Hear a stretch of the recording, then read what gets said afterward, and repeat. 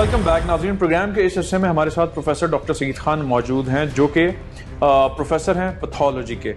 इनसे हम बात करते हैं कि क्या वजह है, क्योंकि नॉर्मली अक्टूबर एंड और नवंबर डेंगू का टाइम स्पैन हुआ करता था।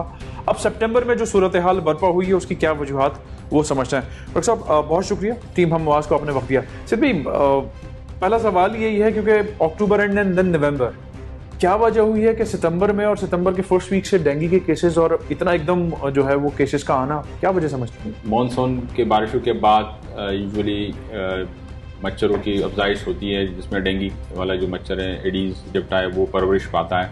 और इस बार काफ़ी बारिशें हुई हैं, तवील एक सिलसिला बारिशों का चला है। तो ओवरऑल जो क्लाइमेट चेंज है वो वक्ती तौर पे भी और लॉन्ग रन में भी डिजीज़ को इफेक्ट कर रही है। और कराची में स्पेशली इसको हम देखते हैं कि जो लोकल फौना है और जो प्लांट्स का यहाँ पे मौजूदगी है या कुछ ऐसे हशरात हो जो नेचुरली कंट्रोल करते हैं मॉस्किटोज को, तो अब नेचुरल कंट्रोल वैसा नहीं है, तो इकोसिस्टम चेंज हुआ है। जो मतलब क्लाइमेटिकल चेंज की वजह से इकोसिस्टम डिस्टर्ब हो रहा है। जी, जिसकी वजह से मच्छरों की अफजाइश नेचुरली भी ज्यादा हो रही है। और फिर इसको अगर हम ह्यूमन इंटरवेंशन देखें कि हम खुद इंसान सफाई उस तरह नहीं करा, अगर हमारे शहर को देखें पहले जैसा साफ सुथरा नहीं है। मतलब इस वक्त जो रेन का इफेक्ट है, अभी भी लास्ट वीक तक जो बारिशें रही हैं वो इतनी मैसिव हुई हैं कि पिछली बारिशों से एक निकासी आप उस तरह से मुमकिन नहीं हुआ शहर के अंदर।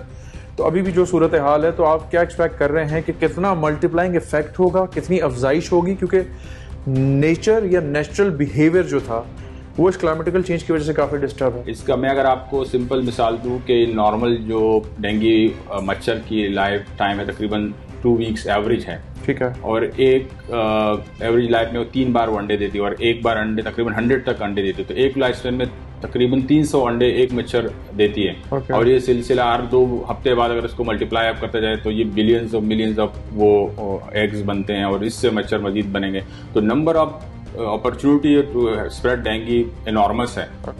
इसके जो एग्स हैं तकरीबन पूरे साल तक ये जिंदा रहते हैं। डॉर्मेंट ड्राई स्टेज में एक एग जो है पूरा 9 महीने तक ये सलामत रहता है। और जब इसको मॉइस्ट मिलता है, पानी मिलता है, तो ये दोबारा से उसमें से मच्छर निकलना शुरू हो जाते हैं। आप चूंकि रिसर्च भी कर रहे हैं, मामलात को देख रहे हैं, तो हमारा जो सेहत का सिस्टम है इससे आप समझते हैं कि इन चीज़ों से निपटा जा सकता है, वो किस नहज के ऊपर है? अनफॉर्चुनेटली हम रिएक्टिव प्रोसेस के थ्रू अप्रोच के तौर पे करते हैं। कोई चीज़ वाक़या होता है तो हम रिएक्ट करते हैं। प्रोएक्टिवली हम चीज़ों को नहीं देख रहे या सिस्टम में इतनी कैपेसिटी शायद नहीं है। तो या तो हम कोविड में बिजी थे तो बाकी चीज़ों को नहीं देख रहे थे, आप डेंगू में बिजी होंगे तो बाकी चीज़ें शायद नहीं देख पा रहे हैं। हर शहरी का इसमें हिस्सा है कि वो अपनी जिम्मेदारियों से सही तरह ओहदा बरा हों। क्योंकि अगर हम घर के सामने कचरा फेंकेंगे, पानी फेंकेंगे और घर में खिड़कियाँ जालियाँ नहीं लगाएंगे तो मच्छर तो फिर बनेंगे और वो आएंगे और काटेंगे और बीमारियाँ फैलाएंगे। मतलब सफाई निस्फ ईमान की जो एक बड़ी अहम हदीस है उस पर अमल पैरा हर एक इंडिविजुअल ने भी होना। चलो ठीक है, सरकार अपना काम अगर उस तरह से नहीं कर पा रही है और बहुत सारी चीज़ों में एंगेज है, तो इंडिविजुअल ने अपना काम करना है। डॉक्टर साहब, इस पूरे सिस्टम से निकल के एज एन इंडिविजुअल आपकी क्या ऑब्जर्वेशन है? सरकार, सरकारी इदारे जहां आप रहते हैं, गली मोहल्लों में सफाई सुथराई और स्प्रे वगैरह का मामला आपने होते हुए देखा? सरकार से हमारी एक्सपेक्टेशन काफ़ी ज़्यादा है।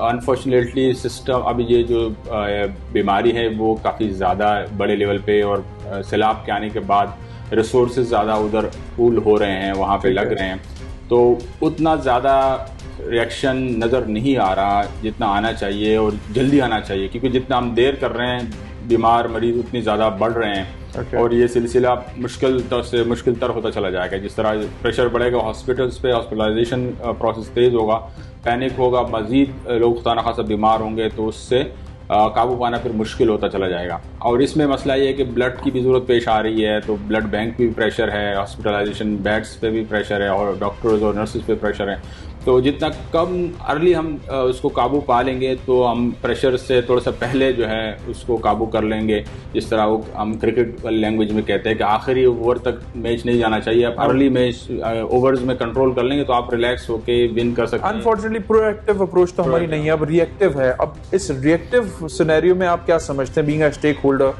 कि किस पॉइंट पर इस वक्त ये है, कहाँ तक जा सकती है और जो रिसोर्सेज हैं वो किस तरीके से इसको कैटर कर सकते हैं? क्योंकि जो हॉस्पिटल के मनाजिर आज हमने देखे हैं इस पूरी खोज के अंदर तो वो बड़े मुश्किल हालात के अंदर हमारा पैरामेडिकल स्टाफ को हमने काम करते हुए देखा है, जितना नंबर ऑफ पीपल ER के अंदर हैं, स्पेशली डेंगू के हवाले से हैं, क्योंकि अब ये सोचा जा रहा है कि जी कोई वार्ड बनाया जाए। Doctor, paramedical staff, laboratory staff already 3 साल से बड़े उस पे हैं, टोज पे, they are there toes because the Covid. अब ये नई एक बीमारी बहुत सीवियर मिकदार के साथ आ रही है, क्वांटम के साथ आ रही है। तो ओवरऑल सबको रोल प्ले करना है। गवर्नमेंट अपना रोल प्ले कर रही है या कम कर रही है, उसको मजीद इन्हांस करना चाहिए, और आपस में कोऑर्डिनेशन बड़ा ज़रूरी है। मतलब अगर आप थोड़े थोड़े करके काम करेंगे, आप कोऑर्डिनेट नहीं करेंगे, तो हम एक वर्ड यूज़ करते हैं बायो सेफ्टी के हिसाब से या डिजीज स्प्रेड के हिसाब से कि no one is safe until everyone is safe. जब तक सारे महफूज नहीं है, ना आप महफूज है ना मैं महफूज हूँ। तो अगर हम खुद आप आसपास देखें कि हम महफूज है, तो हम कभी महफूज नहीं जब तक हमारा पूरा शहर महफूज नहीं है, पूरा हमारा मुल्क महफूज नहीं है। क्योंकि एक मरीज भी होगा, वहाँ से ये कई मच्छर आके काटेगा, उसको वहाँ स्प्रेड होगा, और जिस तरह मैंने आपको इसकी अफजाइश का तरीक़ार बताया, वो कितना ज़्यादा स्प्रेड हो सकता है। तो इवन साफ़ सुथरे इलाकों में भी वो जा सकता है। वहाँ उन लोगों को जो लोग समझ रहे हैं कि शायद उनका लाइफस्टाइल बहुत ज़्यादा बेहतर है या साफ़ सुथरा है, तो वहाँ भी ये मच्छर जा सकता है। तो कोशिश करनी चाहिए कि उन इलाकों को भी देखा जाए जो लेस प्रिविलेज है, वहाँ रिसोर्स की कमी है, वहाँ सिस्टम मोबिलाइज हो, वहाँ सफाई सुथराई का ख्याल रखें, अवेयरनेस फैलाई जाए, इंडिविजुअल लेवल पे लोग काम करें, गवर्नमेंट सारे जो स्टेक होल्डर है उनको ऑन बोर्ड रखें।